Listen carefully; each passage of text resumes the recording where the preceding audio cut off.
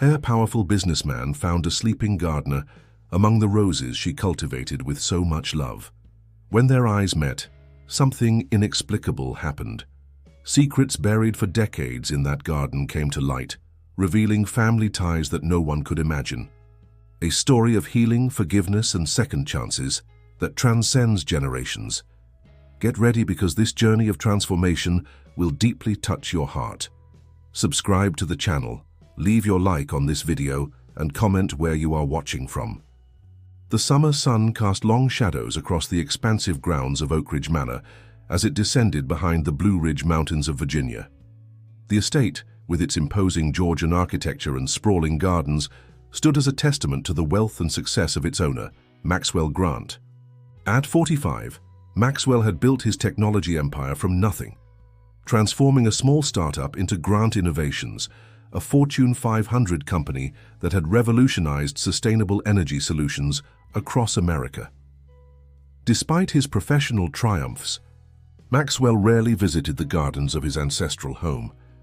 The carefully manicured lawns and flower beds closer to the house received regular attention, but the further reaches of the estate, particularly the rose garden and old greenhouse, had fallen into neglect, becoming overgrown shadows of their former glory. That was until Lily Bennett arrived. At 28, with soil-stained hands and a quiet determination in her green eyes, Lily had been hired to restore the forgotten gardens to their former splendor. 3 weeks into the job, she had already made remarkable progress, bringing structure and life back to spaces that had been abandoned for decades. On this particular evening, Maxwell had ventured beyond his usual boundaries, drawn by a business call that required privacy away from his home office. As he ended the call and rounded the corner of the hedge maze, he found himself in the rose garden, and there she was. Lily lay asleep among the roses she had spent the day tending. Her auburn hair caught the golden light of sunset, and her face, usually animated with passion when discussing her work, was peaceful in repose.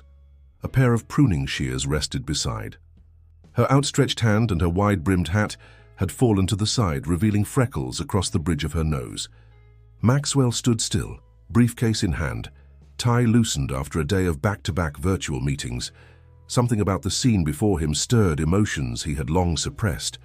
The vulnerability of the moment, the simple beauty of this woman, who had breathed life back into a place he had deliberately neglected. It touched something within him that years of clinical business decisions and emotional isolation had nearly extinguished. As if sensing his presence, Lily's eyes fluttered open. For a heartbeat before awareness fully returned, she looked at him with an unguarded expression that seemed to reach directly into his soul. Then recognition dawned, and she scrambled to her feet, brushing soil from her clothes. "Mr. Grant, I'm so sorry, I didn't. I just sat down for a moment and must have." Her words tumbled out in embarrassed haste. Contrary to his usual stern demeanor with employees, Maxwell found himself smiling. "No apology needed, Miss Bennett. The gardens are clearly flourishing under your care, even if they're lulling their caretaker to sleep." Lily blinked, surprised by his warmth. In the 3 weeks she'd been working at Oak Ridge, she had glimpsed the estate's owner only twice, from a distance. His reputation preceded him, brilliant but cold, demanding perfection from everyone around him, while maintaining an impenetrable emotional distance. "Thank you, sir," she replied, regaining her composure. "The heritage roses are responding beautifully to proper care. This variety here," she gestured to the bush nearest them, where deep crimson blooms unfurled in the evening air, "is a bourbon rose that dates back to the 1860s. With some patience, I believe we can restore the entire collection." "You know, their history," Maxwell observed, his voice softening as he stepped closer to examine the rose she indicated. "Every plant has a story," Lily said, her initial embarrassment giving way to the passion that had driven her career choice. "These gardens were once famous throughout Virginia. The records in your family archives show that your great-grandmother won numerous awards for her rose breeding programs." "I didn't know that," Maxwell admitted, genuinely surprised. Despite growing up at Oak Ridge until age 7, there were many aspects of his family history he had deliberately avoided learning about. "Would you like me to show you what I've discovered so far?" Lily offered, her professional enthusiasm overtaking her awareness of the unusual situation. Her billionaire employer, known for his aversion to personal conversations, standing in a rose garden at sunset, actually listening to her talk about plants. To both their surprise, Maxwell nodded. "I have time."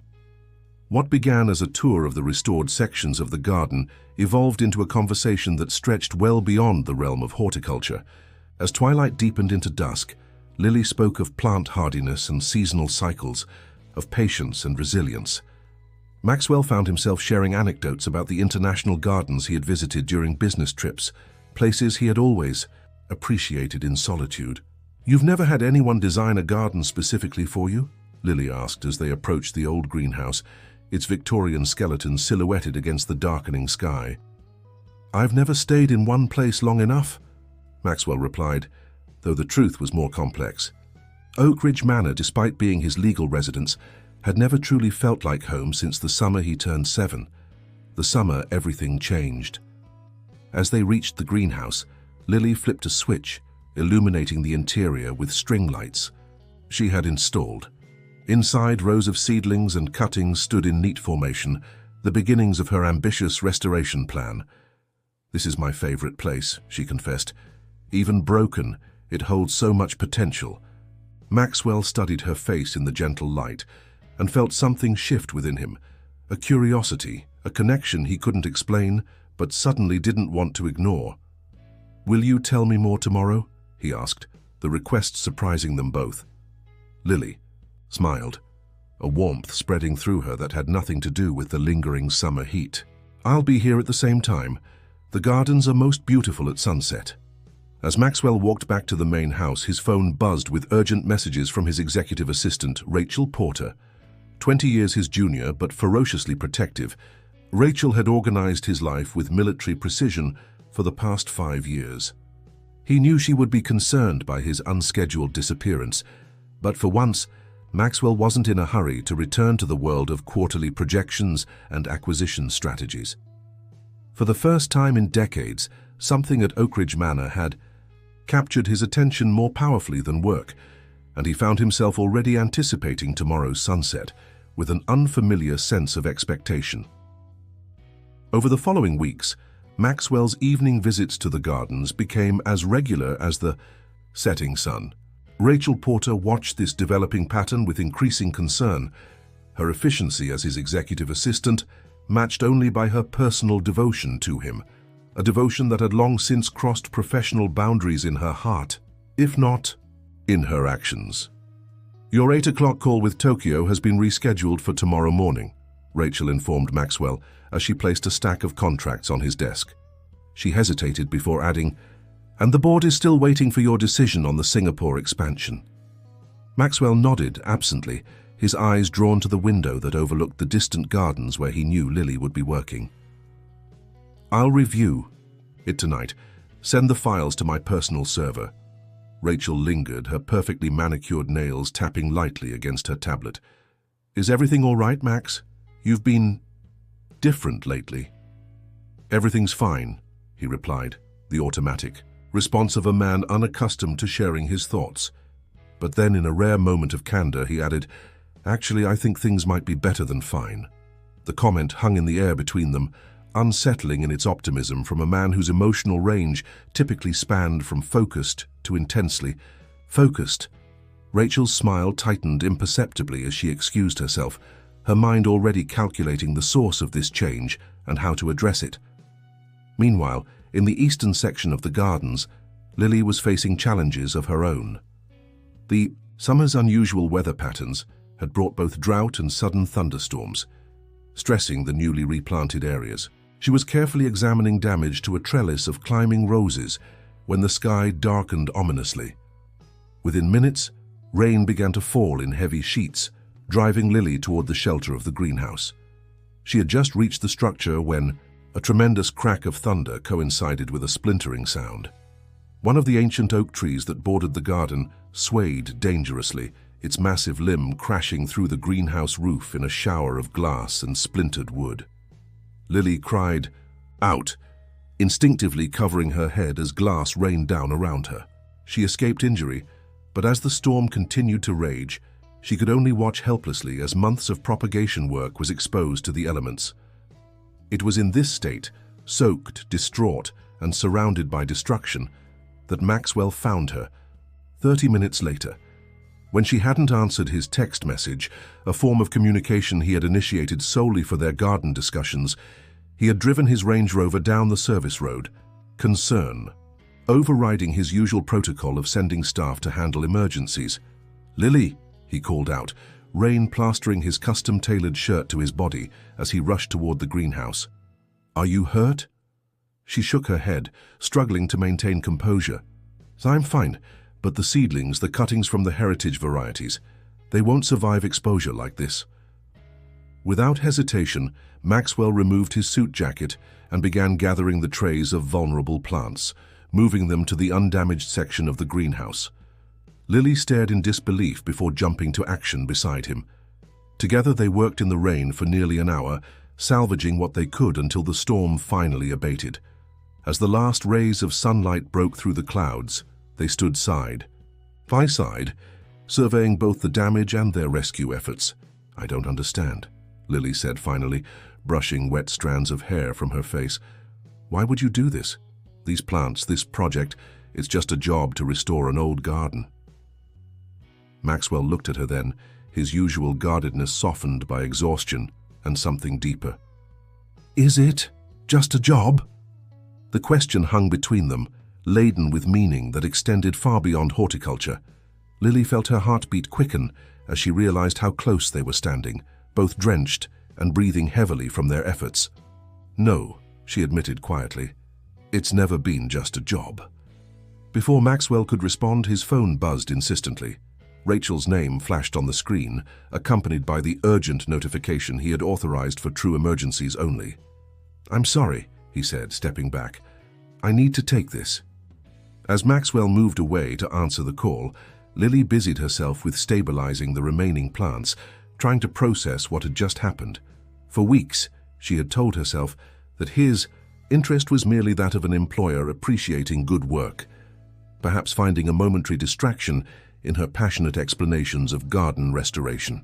But the way he had rushed to her aid, prioritizing her work over his expensive clothing and rigid schedule, suggested something more.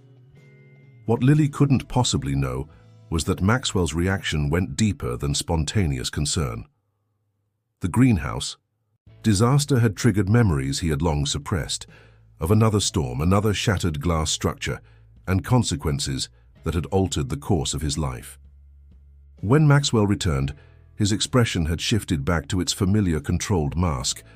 "I've arranged for a construction crew to arrive tomorrow morning. They'll rebuild the greenhouse to your specifications, better than before." "That's incredibly generous, but it's necessary," he interrupted. "For your work here is important, more important than I realized."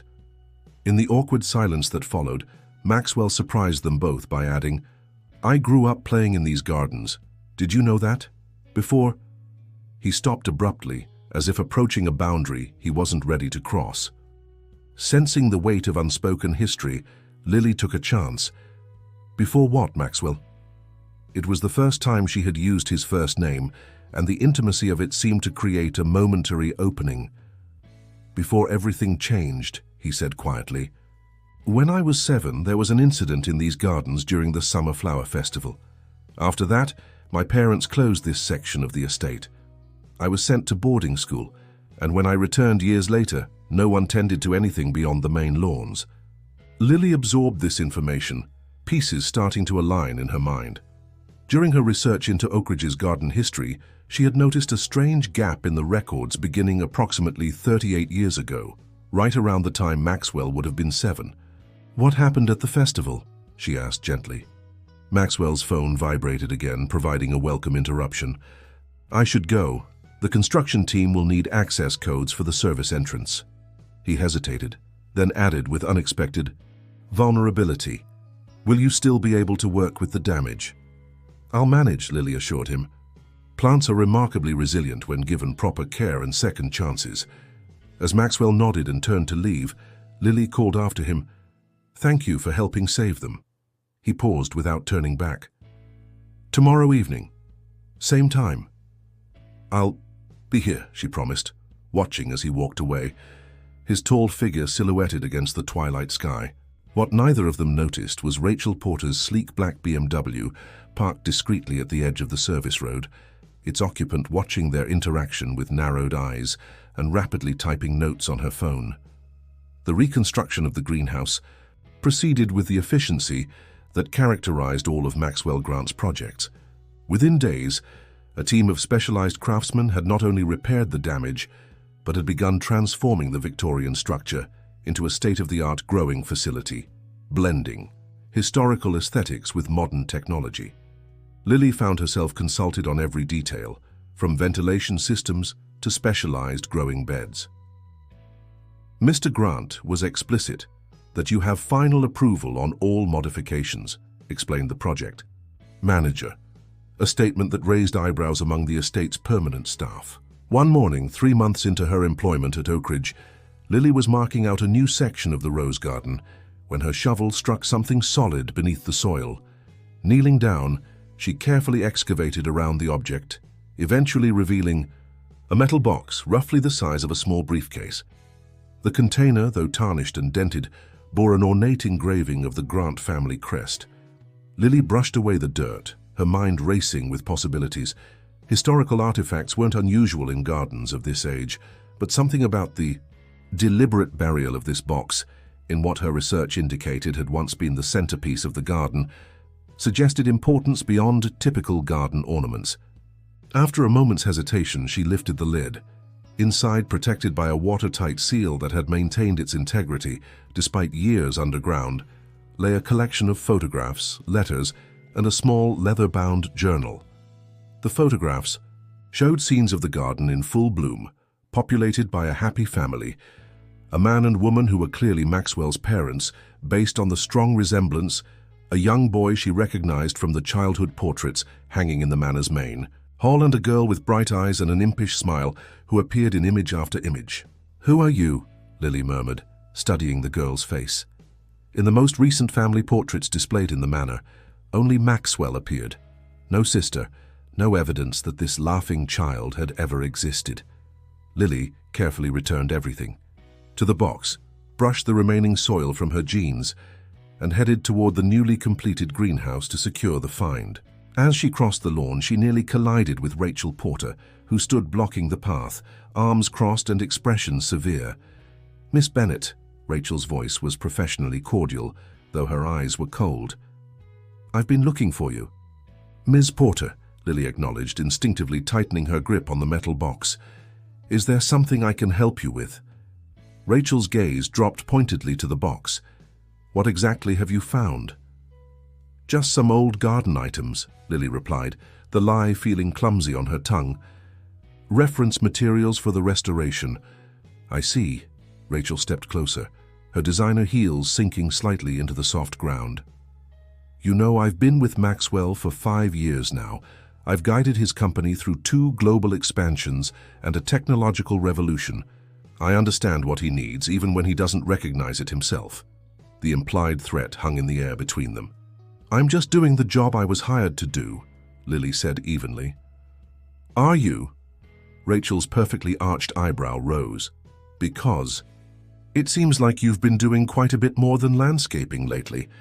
Maxwell hasn't missed an evening garden walk in weeks. Board members are noticing his distraction. Projects are being delayed." "I'm not responsible for Mr. Grant's schedule," Lily countered, though a flush crept up her neck. "Perhaps not intentionally," Rachel conceded with false sweetness. "But it might interest you to know that Maxwell Grant doesn't form attachments. It's not in his nature. Whatever attention he's showing you is temporary, a novelty that will fade once the gardens are restored and your contract ends." Before Lily could respond, Rachel's phone chimed. She checked it, then smiled tightly. "That would be Maxwell asking for the quarterly projections I've had ready for 3 days, if you'll excuse me." As Rachel strode away, Lily stood motionless, the weight of the box suddenly heavier in her hands. She had no illusions about her position at Oak Ridge. She was an employee with a specific contract and timeline. Yet Rachel's possessive attitude toward Maxwell suggested complications beyond professional boundaries. Later that evening, when Maxwell arrived for their now routine garden discussion, Lily hesitated before showing him the box. His mood seemed lighter than usual as he described a breakthrough his research team had achieved, gesturing animatedly in a way she had never seen before.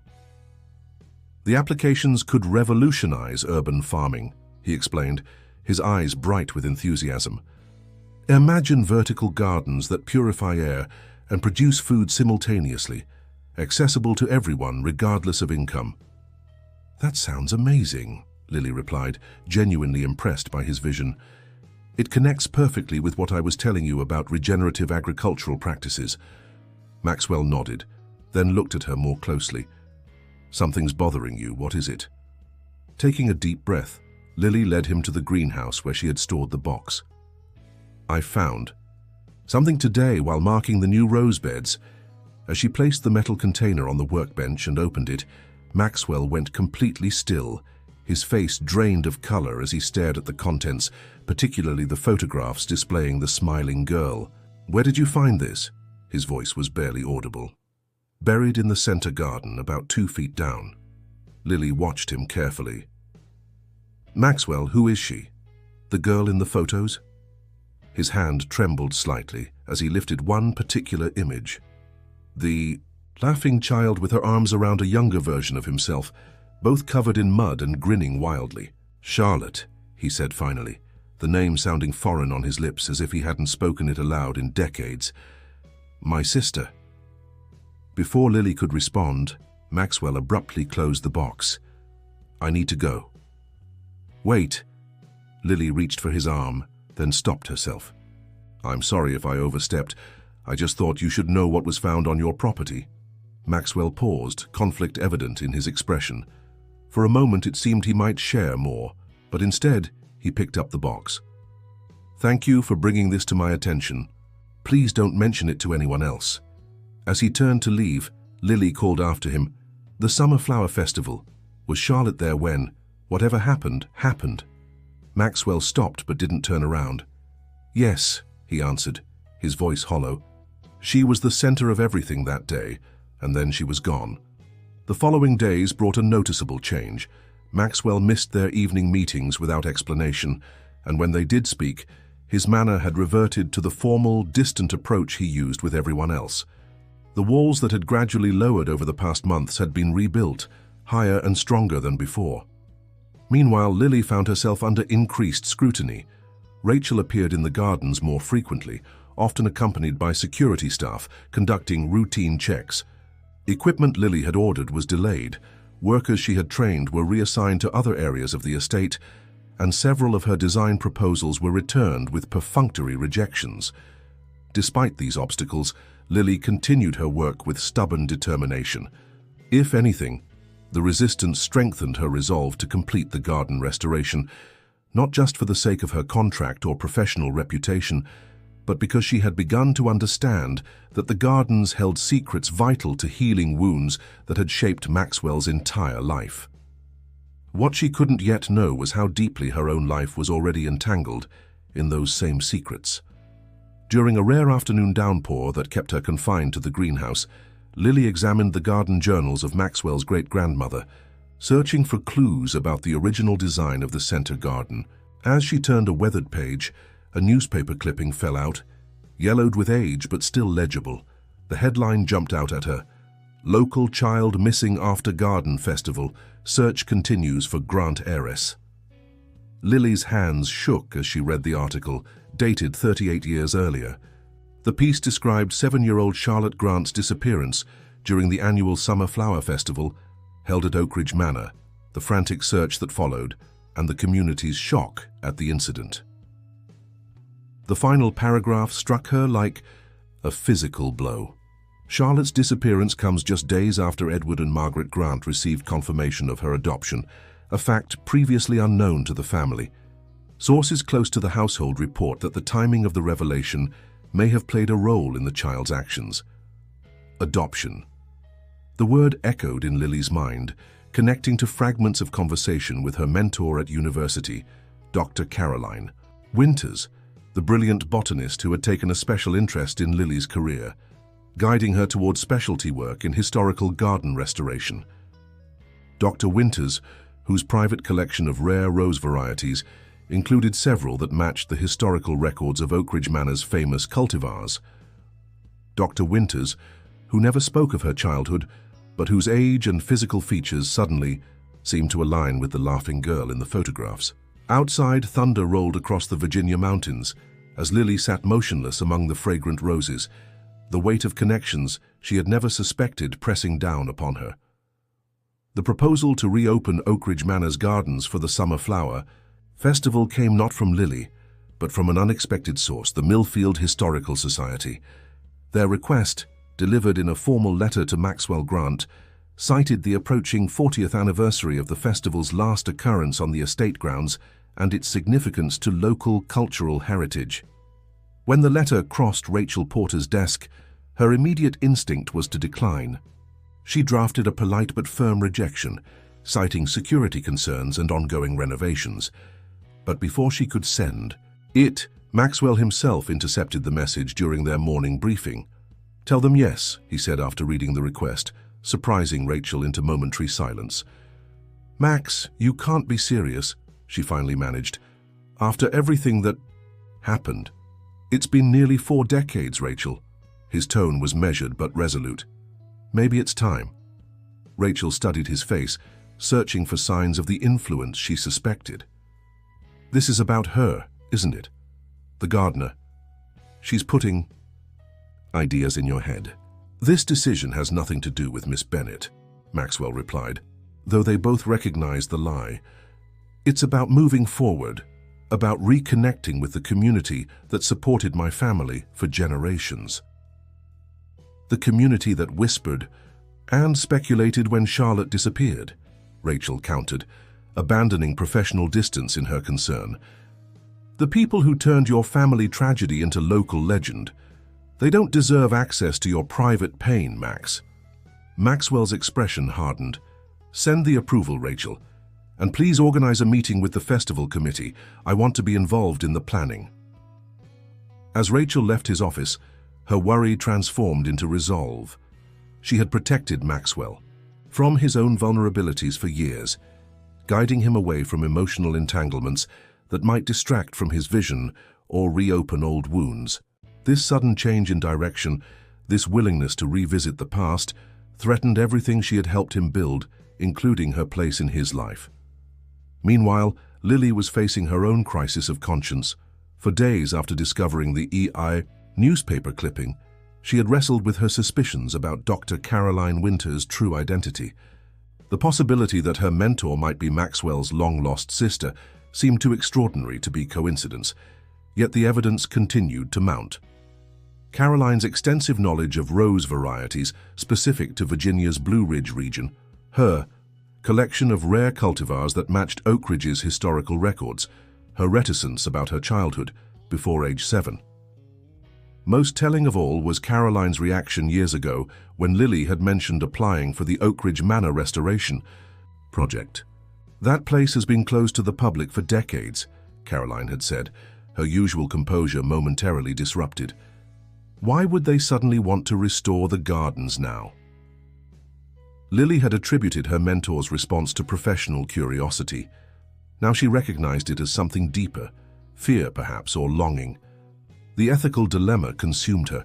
If her suspicions were correct, did she have the right to interfere in a family history she barely understood? Would revealing her theories to Maxwell help heal old wounds or simply reopen them? And what of her own growing feelings for him, feelings that became more complicated with each new discovery? These questions still swirled in her mind when Maxwell himself appeared at the greenhouse one morning, his first daytime visit in weeks. "The gardens will be hosting the Summer Flower Festival in 8 weeks, he announced without preamble. "I need to know if they'll be ready." Lily set down the plant markers she had been organizing, startled by both his presence and his news. "The festival? Here?" Maxwell nodded, his expression unreadable. The Historical Society made a compelling case for reviving the tradition. "And you agreed?" Lily couldn't keep the surprise from her voice. "Is that so difficult to believe?" A hint of defensiveness edged his tone. "Considering what you told me about what happened the last time the festival was held here, yes," Lily admitted. "It's unexpected." Maxwell moved closer, examining a trellis of climbing roses that had been recently installed. "Sometimes unexpected decisions yield the most important results," he said quietly. "Like hiring a botanical graduate to restore gardens I'd ignored for decades." The personal nature of the comment hung in the air between them, acknowledgement of the connection that had formed, despite all rational objections. "The gardens will be ready," Lily assured him, professional pride overriding emotional confusion. "The central areas are already restored, and with additional staff for the remaining sections." "You'll have whatever resources you need," Maxwell interrupted. "This needs to be perfect, Lily." The intensity in his voice gave her pause. "Perfect. For the Historical Society, or perfect for you?" Their eyes met, and for a moment Maxwell's carefully maintained facade cracked. "I need to know what happened that day," he admitted. "For 38 years, I've lived with fragments of memory, with questions no one would answer. My parents separated within a year of Charlotte's disappearance. My father retreated into work until his heart gave out when I was in college. My mother moved to Europe and started a new family, barely mentioning Charlotte again." Lily's heart ached at the pain evident in his voice. This was the most he had ever shared about his family history, and she recognized the trust implicit in his vulnerability. "What do you remember about that day?" she asked gently. Maxwell moved to the greenhouse windows, looking out at the gardens, now vibrant with new life. Fragments, music from the festival, Charlotte excited about a secret she wanted to show me in the rose garden. Then chaos, adults running, calling her name, my mother crying. I remember being taken to my room, watching from the window as police searched the grounds with flashlights. He turned back to Lily, his expression haunted. They thought she had been taken at first, but there was no ransom demand, no evidence of foul play. Eventually, investigators concluded she had run away, though no one could explain how a 7-year-old girl could vanish so completely. "The newspaper article I found mentioned something about adoption," Lily ventured, carefully watching his reaction. Maxwell nodded slowly. "A revelation that came just days before she disappeared. My parents had kept it from both of us, but somehow Charlotte found out.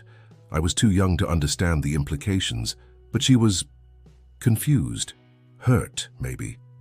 She kept asking our parents if her real family would come take her away." Lily's throat tightened as pieces aligned in her mind. Caroline's occasional references to feeling like an outsider in her own family suddenly took on new meaning. "Maxwell," she began hesitantly, "I might know something that could help you understand what happened. But before I say anything, I need to be certain. Would it be possible to see more photographs of Charlotte, from different ages if you have them?" Surprise flickered across his face, followed by guarded hope. "Why? What do you know?" "I'm not sure yet," Lily answered truthfully, "but I think the festival might bring answers you've been seeking for a very long time." As they stood there, in the greenhouse, surrounded by plants cultivated from the estate's original specimens, Lily made a decision.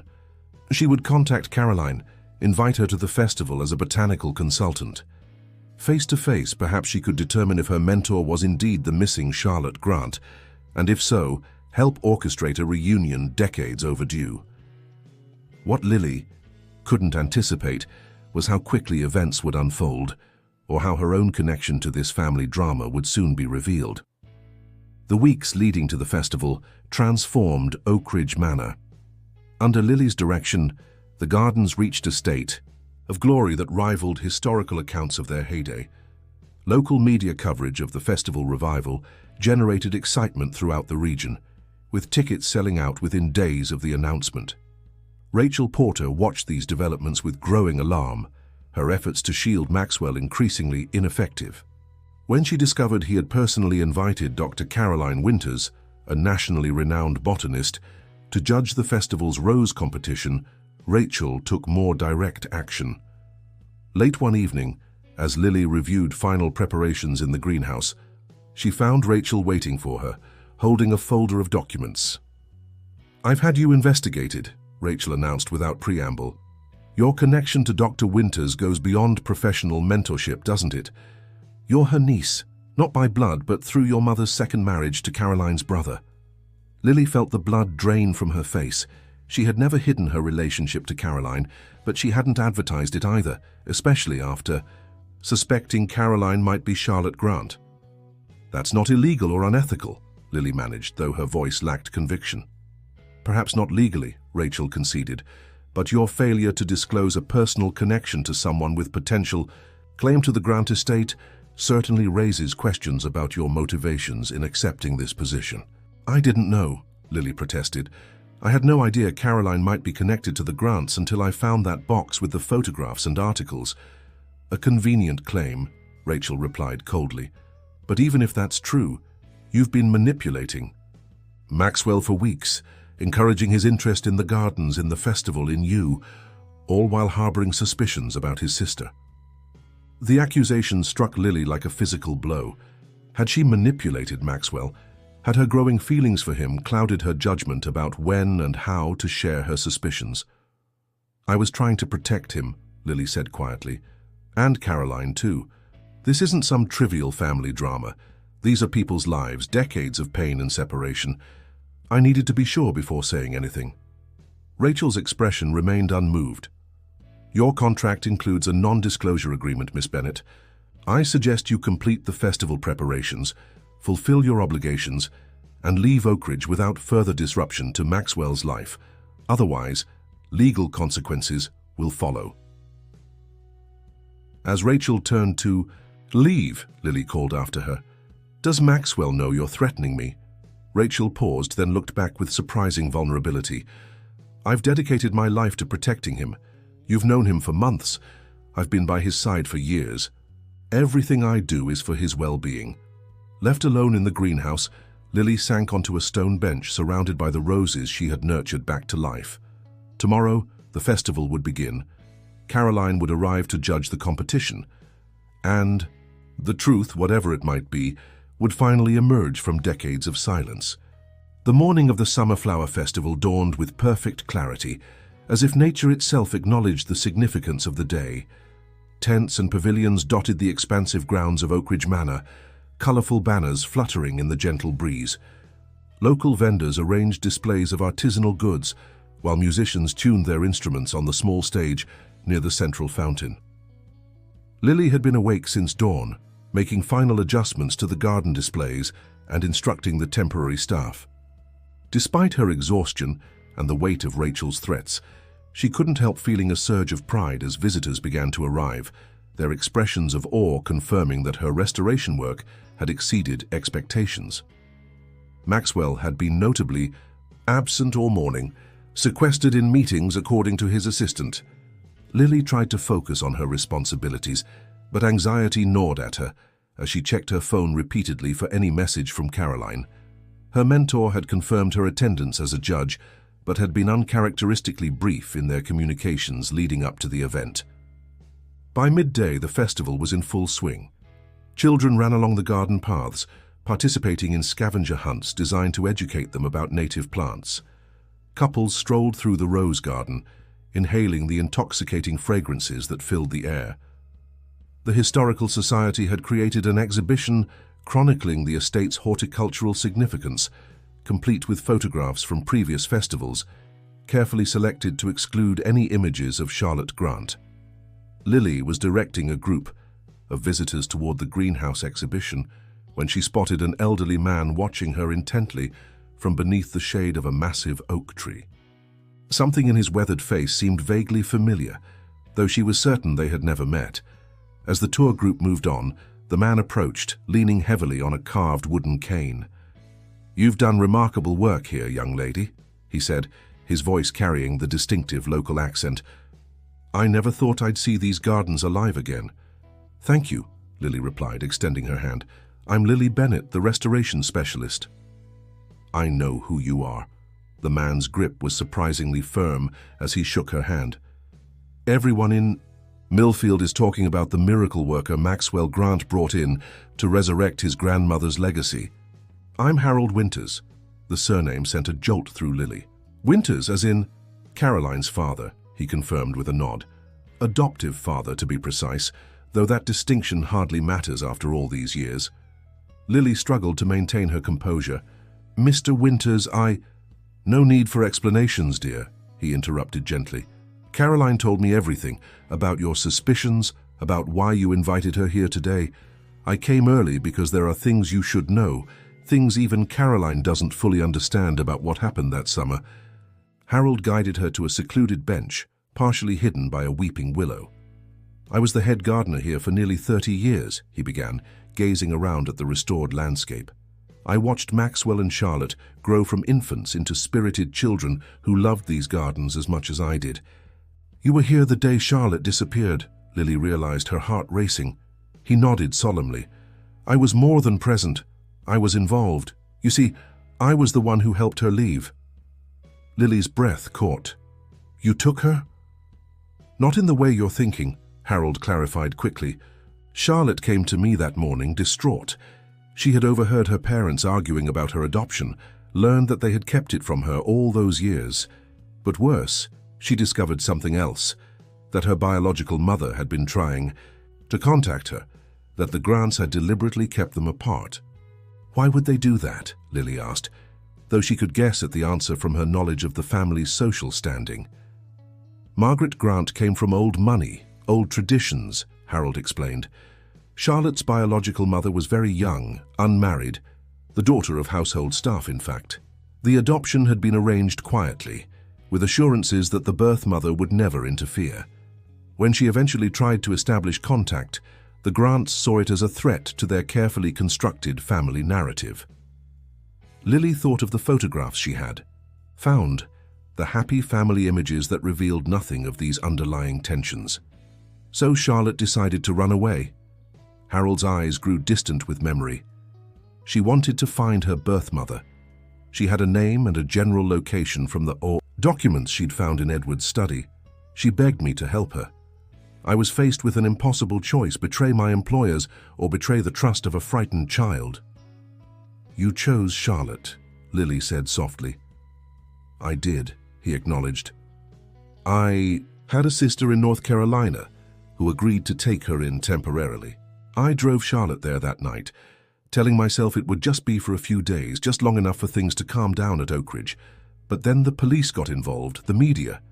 Everything spiraled beyond anyone's control. And Charlotte, I never came back, Lily finished. By the time I realized the magnitude of what I'd done, it was too late, Harold said, regret heavy in his voice. My sister had connected Charlotte with her birth mother. They moved west, changed their names. Charlotte became Caroline, and I lost my position here, of course, though the Grants never knew my role in her disappearance. I simply couldn't face them after what I'd done. Lily absorbed this revelation, pieces falling into place. Does Maxwell know any of this? No, Harold replied. After Edward and Margaret separated, no one at Oak Ridge would speak Charlotte's name. It became an unwritten rule. The past was buried, just like so many secrets in these gardens. Before Lily could respond, a ripple of excitement moved through the nearby crowd. She looked up to see Maxwell emerging from the main house, impeccably, dressed as always, but with an unusual tension evident in his bearing. At his side walked a woman Lily would have recognized anywhere, Dr. Caroline Winters, her mentor, and, if Harold's account was accurate, Maxwell Grant's long-lost sister. She's here, Lily whispered, rising to her feet. Harold followed her gaze and smiled sadly. She looks so much like her mother now. Better go to them. They'll need someone they both trust for what comes next. As Lily approached, she could see Maxwell and Caroline engaged in polite but distant conversation. Two strangers, exchanging professional courtesies without any hint of recognition. The years and circumstances had transformed the laughing girl from the photographs into a distinguished woman, with silver-streaked hair and confident bearing little obvious resemblance to her childhood self. Dr. Winters, Lily called, forcing brightness into her voice. I'm so glad you could make it. Caroline turned, her professional smile warming into genuine affection. Lily, The gardens are even more spectacular than you described. You've performed miracles here. I had excellent material to work with, Lily replied, conscious of Maxwell watching their interaction with interest. Mr. Grant, I was hoping to show Dr. Winters the heritage roses in the central garden. They're at their peak right now. Of course, Maxwell agreed, though his eyes communicated questions he couldn't ask in public. I'll accompany you both, if that's acceptable. As they walked through the festival, Lily's mind raced, searching for the right moment, the right words to bridge decades of separation. Caroline commented knowledgeably on various plantings, occasionally asking Maxwell questions about the estate's history, questions that revealed no personal connection to the property. They had nearly reached the central garden when Rachel Porter intercepted them, tablet in hand and anxiety evident despite her professional demeanor. Max, there's an urgent call from the Singapore office, she reported. They need your decision on the merger parameters before their markets open.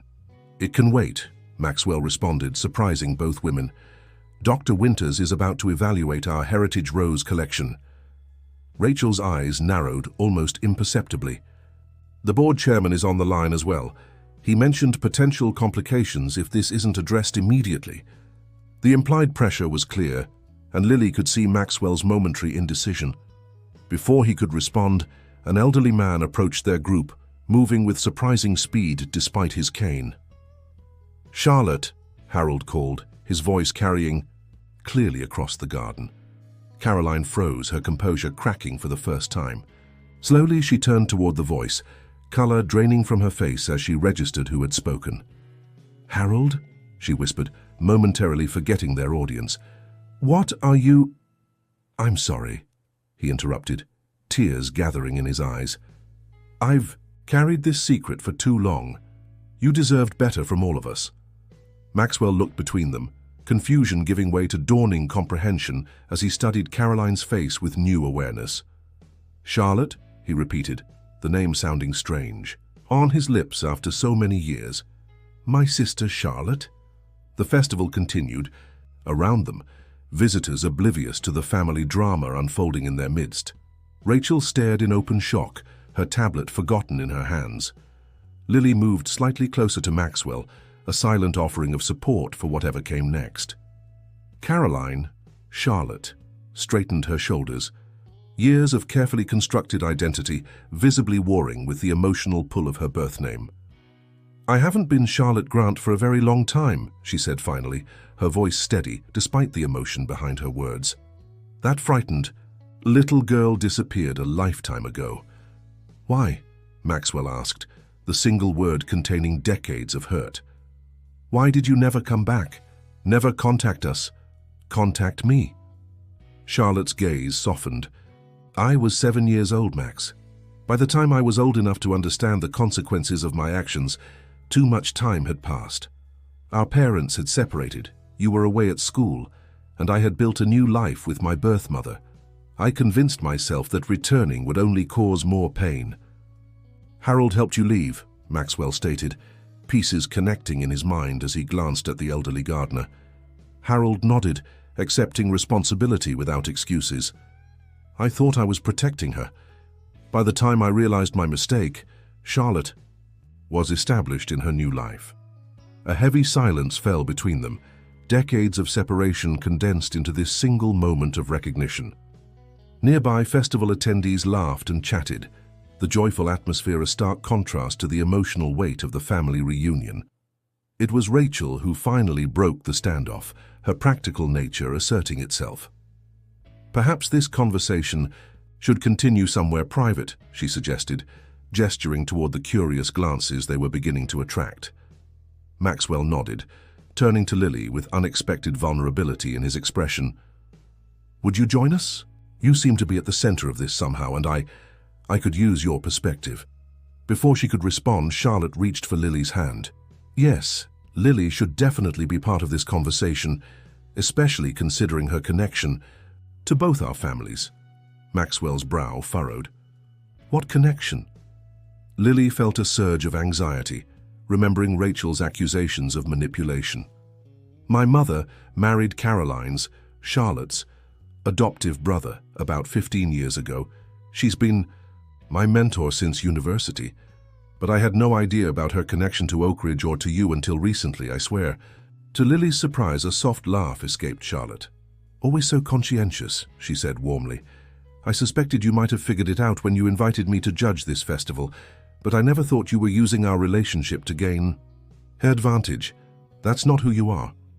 The group relocated to Maxwell's private study, a room Lily had never entered despite her months at Oak Ridge.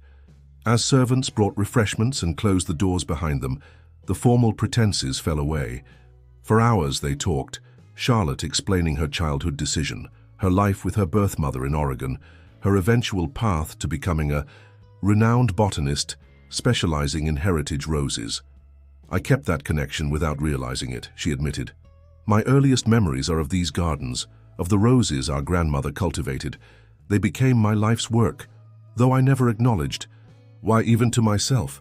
Maxwell shared his side, the confusion of a 7-year-old boy suddenly missing his sister and forbidden to speak of her, the gradual disintegration of their family, his retreat into work and emotional isolation. As the evening progressed, initial tension gave way to cautious connection. Old photographs were retrieved from storage, prompting stories and shared memories. Rachel, after observing silently for a time, quietly excused herself, recognizing that her place in this family narrative was peripheral despite her years of devotion to Maxwell. Later, as Charlotte and Harold reminisced about the original layout of the rose garden, Maxwell drew Lily aside to the window overlooking the now empty festival grounds. "You suspected all along," he said, not accusingly, but with genuine curiosity. "Why didn't you tell me?" Lily met his gaze directly. "At first I only had suspicions, not proof, and then I worried about the consequences. What if I was wrong? What if Charlotte didn't want to be found? What if the truth caused more pain than healing?" "So you orchestrated this reunion through the festival?" Maxwell observed. "I created an opportunity," Lily corrected gently. "What happened today was always in your hands, yours and Charlotte's. I just planted the seeds." Maxwell's expression softened, the emotional barriers he had maintained for decades continuing to crumble in the wake of the day's revelations. "Gardening metaphors now?" "Occupational hazard," Lily smiled, relieved by his lightened tone. "What happens now?" he asked, his question encompassing far more than just the immediate future. "That depends," Lily answered honestly. "Families are like gardens. They need constant attention, patience through difficult seasons, and a willingness to adapt to changing conditions. The question is whether you're both willing to do that work." Maxwell's hand found hers, a gesture that would have seemed impossible months ago. "And what about you, Lily Bennett? Where do you fit in this landscape we're reimagining?" The question hung between them, laden with possibility. Before she could answer, Charlotte approached, her eyes taking in their joined hands with evident approval. "I hope I'm not interrupting," she said, "but I wanted to share something with both of you. Harold just reminded me of a Grant family tradition I'd completely forgotten, the planting of a special rose bush to mark significant family milestones." Maxwell nodded slowly. "I remember. Our grandmother showed me once in her garden journal. Births, marriages, reconciliations." "Exactly," Charlotte confirmed. "I think tomorrow we should plant a new specimen in the central garden, a symbol of new beginnings." As they discussed varieties and locations, Lily felt a sense of rightness settle over her. The gardens that had brought her to Oak Ridge had fulfilled their purpose beyond any professional aspiration.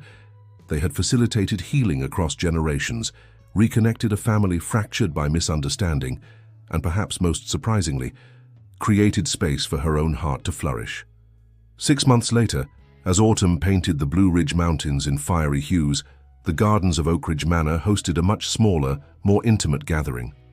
Under an arbor of climbing roses, varieties propagated from both the Grant family's historical collection and Charlotte's own cultivars, Maxwell and Lily exchanged vows, their journey from employer and employee to partners symbolized by the flourishing landscape surrounding them. Charlotte, now a regular visitor to her childhood home while maintaining her independent life and career, served as Lily's matron of honor.